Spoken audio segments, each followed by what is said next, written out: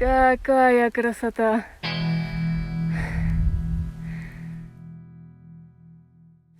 Почему я пошла в этот трек одна?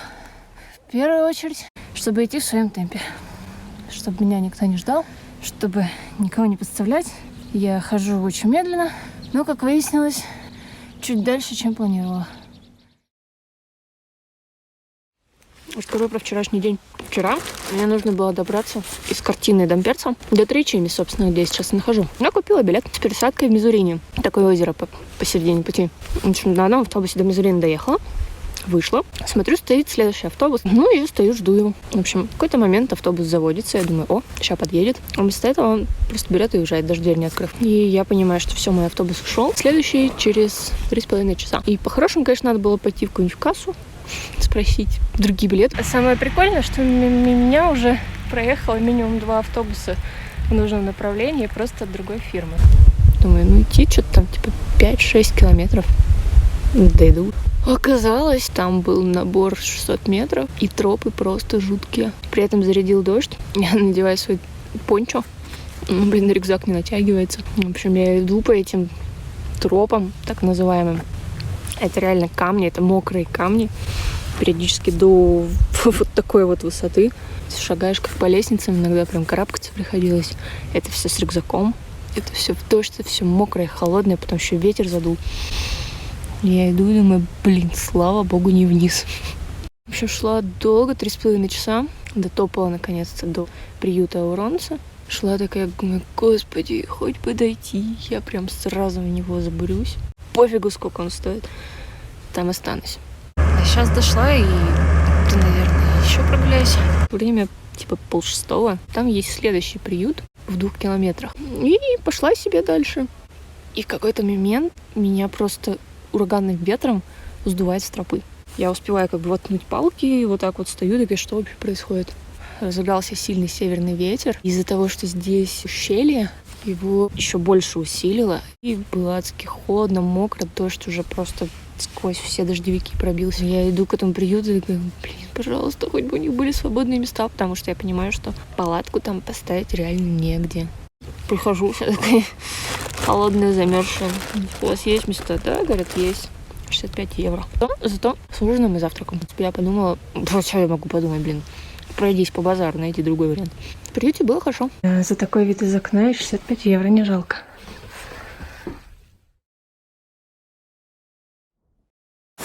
Я должна признаться, я первый раз в жизни ночую в лесу одна. Мне сейчас капец как стрёмно. Ну, по факту напрягают больше всего муравьи, но самое стрёмное это не муравьи, там не дикие животные, а самое стрёмное это остаться наедине сама с собой. Без связи, без других людей. И такого у меня никогда не было. Страшно. Вот вся эта ходьба, этот рюкзак тяжелый, там в гору, с горы, это все полная херня. Вот самое большое испытание это сейчас. Кажется, что там кто-то ходит. У меня вот борщик сегодня по-украински. Вот. Есть еще по-московски. Все эти шорохи. Надеюсь, здесь реально никто не водится опасный. Ну, что я могу сказать? Предел моей прочности есть. Оказывается, одно ночевать в палатке в лесу для меня это пока что слишком. Ну, то есть я держусь, я верю, что здесь нет никаких диких животных, что все эти шорохи это... Не знаю, что это. В общем, надо постараться поскорее уснуть, дожить до утра и дальше уже думать, что с этим делать. Сейчас 6 утра. Я проснулась сама, потому что выспалась неожиданно. Ночь прошла хорошо, пока пыталась уснуть. По небу над горами все время летят самолеты. Этот звук самолета, он такой успокаивающий, такая связь с цивилизацией, связь с людьми. Я его слышу и типа, не знаю, люди есть, вон они там летят.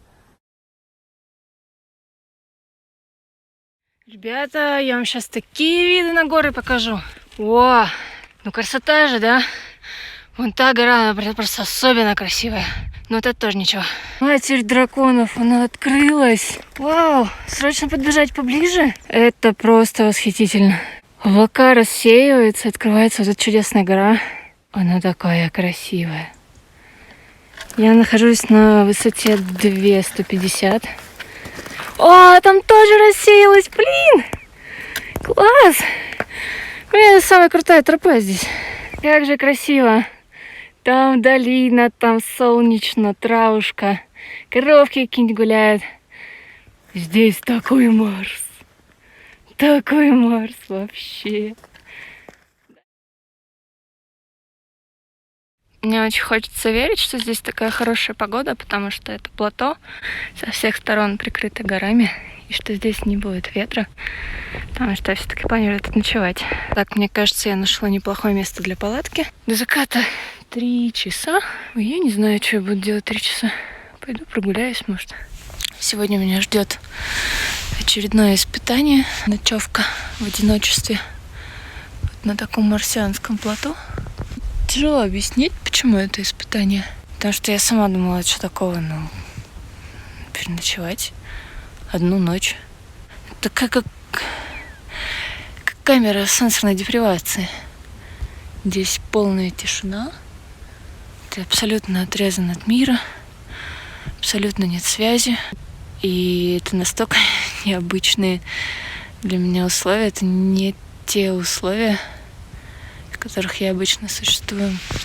Ты как бы остаешься один на один со своими мыслями, и все твои мысли раздуваются во много раз. Тяжело как-то переключить себя. Нужно быть, наверное, очень сильной личностью, чтобы вот в таких ситуациях чувствовать себя комфортно. К сожалению, пока что я не такой человек.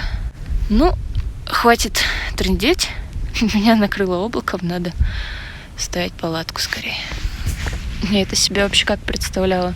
Сижу я такая где-нибудь в горах. Вот здесь 2450. И такая смотрю вдаль. Предаюсь философским мыслям. Наблюдаю за природой.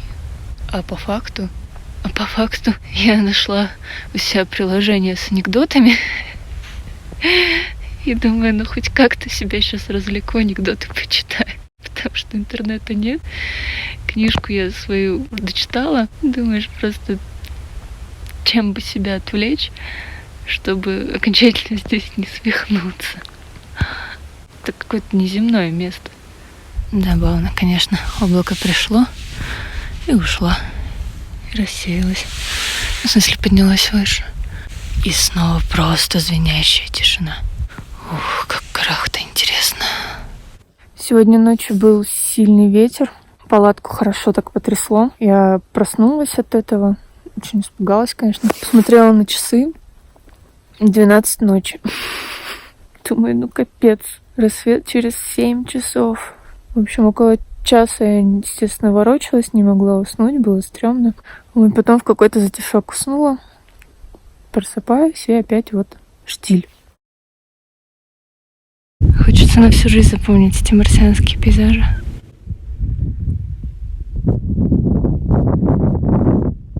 Это что-то нереальное. Наверное, так чувствовал бы себя человек на другой планете.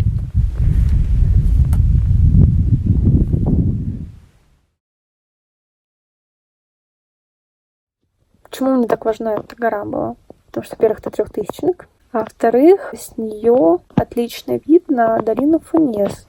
2600 за перевалом долина Фунес. Это долина, в которой родился и большую часть жизни прожил Рейнхольд Месснер. А я сейчас пойду на Виа Феррату.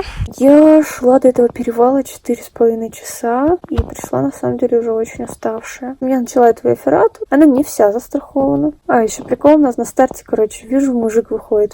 Так я спрашиваю, что, как Виа Феррата, на средней сложности? Он такой, да не, вообще простая. Говорит, можешь не страховаться. Я захожу такая сначала, да, действительно, не сложно. А потом, ты лезешь, а под тобой пропасть. Хотелось посмотреть в глаза этому мужику. Вот, например, место. Тоже практически вертикальное. Не знаю, как тут можно не страховаться. Вот как бы скала. И вроде бы, начала за здравие, там что-то лезу, а потом Виа-феррата как бы прерывается, и там, огромный траверс. Это тяжело, это действительно тяжело. Хоть сама Виа-феррата не очень сложная, но очень большая и длинная. Уже, наверное, час по ней ползу, а толком высоты еще не набрала. Я себе опять же поставила дедлайн вершина не позднее 16:00, а я еще не прошла этот траверс. От этого траверса еще метров 250 нужно набрать. Начала лезть вверх. Лезу, прям лезть очень тяжко. Но лезу, понимаю, что времени, мало. Надо, просто банально не успею спуститься. Я все-таки в итоге долезла. Была в 15:52 на вершине. Виды там потрясающие. 10 минут на фотке. Пошла на спуск. Там, с другой стороны, самой Виа-ферраты очень мало. Но очень много лазания. Это не просто лазание. Это, лазание, усыпанное сыпухой. То есть ты лезешь, под тобой все шатается. Ты не знаешь, куда, руки-ноги поставить, чтобы все не уехало. Я думала, дальше халява.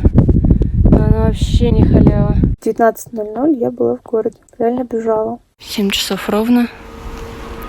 Закат. Я успела.